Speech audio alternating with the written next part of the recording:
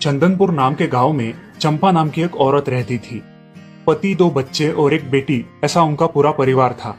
उसका पति Shridhar post office में जॉब करता था। उसके कमाई से ही घर चलता था। चंपा ने अपने घर के सामने एक छोटी सी दुकान खोल के रखी थी। उससे उसे जो भी मुनाफा होता वो अपनी बेटी की शादी के लिए जमा करके रखती। ऐसे ही बहुत दिन बीत जाते हैं। अब बच्चे भी बड़े हो जाते हैं। बड़ा बेटा अशोक डॉक्टर और छोटा बेटा रवि वकील बन जाता है और दोनों अपनी ट्रेनिंग पूरी करने लगते हैं। एक दिन उनकी बहन ज्योति के लिए एक अच्छा रिश्ता आता है और ज्योति की शादी पड़ोस के गांव के सरपंच जी के बेटे से हो जाती है। ज्योति बहुत ही कामचोर और गुस्सा करने वाली होती है। इसी कारण उसके ससुराल से उसे निकाल दिया जाता है। वो अपने पति को लेकर अपने मायके रहने आती है। अब चंपा का जमाई दुकान चलाता है और चंपा और ज्योति आराम से वहाँ रहती है। अरे ज्योति, जरा अपने कामचोर पति को कुछ काम करना क्यों नहीं सिखाती हो? कुछ काम का नहीं है वो। अरे हाँ माँ, उनके पिताजी ने तो उन्हें ही घर से निकाल दिया और हमारे माथे मर दिया। जाने दो, पति है। माँ और बेटी इसी तरह तानेबाजी करती रहती। अब बड़े बेटे अशोक की शादी उन्हीं के गांव के एक लड़की से करा दी गई, लेकिन उस लड़की से भी चंपा बहुत काम करवाती और वो बेचारी सासू माँ का आदर करके सब काम चुपचाप करती थी। एक दिन वो काम करके थक गई और एक जगह पर बैठ गई। ए कामचोर कमला, इतना सारा काम पड़ा है घर में, क्या वो तुम्हारा बाप आके करेगा? चलो उठ, काम कर। हाँ हाँ माँ जी, करती हूँ। ऐसा कह के कमला अपने काम पर लग जाती है और सारा काम खत्म कर देती है। चंपा अपने बेटे अशोक से घर आने के बाद चुगलियां किया करती थी। अशोक घर आकर कमला को बहुत भला बुरा कहता और कभी कभी तो उस पर हाथ भी उठाया करता था। ये सब रवि देखा करता था और रवि को बहुत बुरा लगता था। अशोक मारने आता तो रवि बीच में पड़ जाता और माँ बाप को डांटता था और वही झगड़ा खत्म हो जाता था। ऐसा बहुत दिन चलता रहा। रवि को रंजना नाम की एक लड़की बहुत पसंद थी, जो कि एक न्यूज रिपोर्टर थी। क्या तुम मुझसे शादी करोगी? मुझे तुम बहुत पसंद हो। हाँ, मगर रवि, तुम्हारे घर में तुम्हारी माँ का बर्ताव मुझे बिल्कुल पसंद नहीं है, इसीलिए पहले तुम इसका कोई हल निकालो।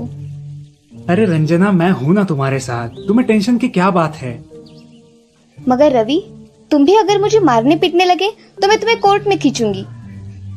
अरे हाँ बिल्कुल, वो तो तुम्हारा अधिकार है। अगले दिन रवि अपने घर में रंजना के बारे में बताता है। रवि की माँ चंपा उसे साफ मना कर देती है। रवि, तुम्हें कुछ समझ आता है या नहीं? अपनी बिरादरी की लड़की से शादी करो बेटा।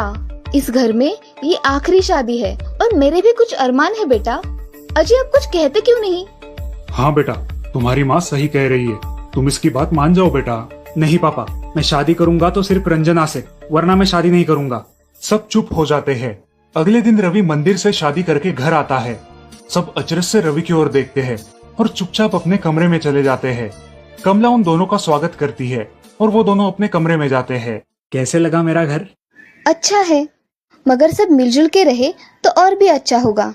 रंजना, तुम्हें मेरी माँ को सबक सिखाना होगा, तभी घर के सारे सदस्य ठीक हो जाएंगे। ठीक है रवि, जैसा तुम चाहो। अगले दिन रंजना अपने घर के मंदिर में पूजा करने जाती है। तभी रुको, मेरे भगवान के मंदिर में तुम मत आओ, जाओ यहाँ से। ये कहकर सास रंजना को वहाँ से भगा देती है और घर के किसी भी काम को करने से मना कर देती है। तब क्या माँ जी, आज से मैं इस घर की बहू हूँ। इस घर पे मेरा भी उतना ही अधिकार है जितना कि आपका। क्या बोल क्या रही हो? निकल जाओ मेरे घर से।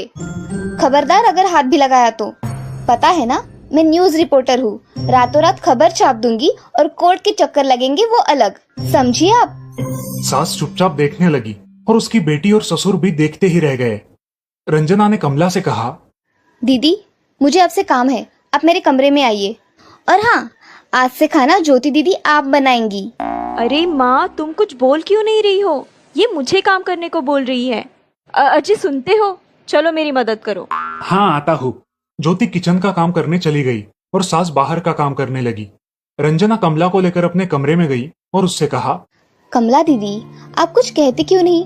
आप चुपचाप सह लेती हो, उसका ये नतीजा है। अब देखो दीदी कैसे काम कर रही है।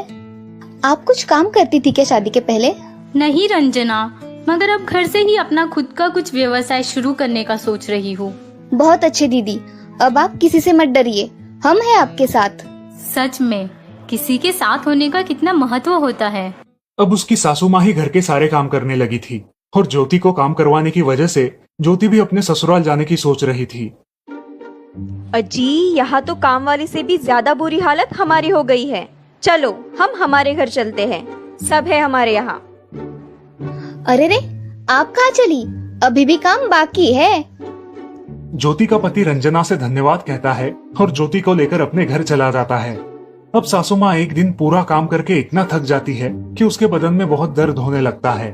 तब दोनों बहू सास के पास चली आती है और एक बहू सास के पैर दबाती है तो दूसरी बहू सर दबाती है। सासू माँ उठकर रोने लगती है। मुझे माफ कर दो मेरी बेटियों, अब से कभी ये गलती नहीं होगी। सास को उसके किए पर पछतावा होता है और ये देखकर घर के सभी सदस्य बहुत खुश हो जाते हैं। रवि और रंजना भी बहुत खुश होते हैं। वाह बहू, जो आज तक नहीं हुआ वो तुमने करके दिखाया। बहू हो तो ऐसी। रंजना अपने बर्ताव के बदले माफी मांगती है और अब सब लोग खुशी खुशी रहने लगते हैं। तो दोस्तों, इस कहानी से हमें ये सीख मिलती है कि हम सब मिलके परिवार बनता है और हम सब परिवार का महत्वपूर्ण अंग होते हैं। परिवार के काम मिल बांट कर करना ये हमारी वैयक्तिक जिम्मेदारी है।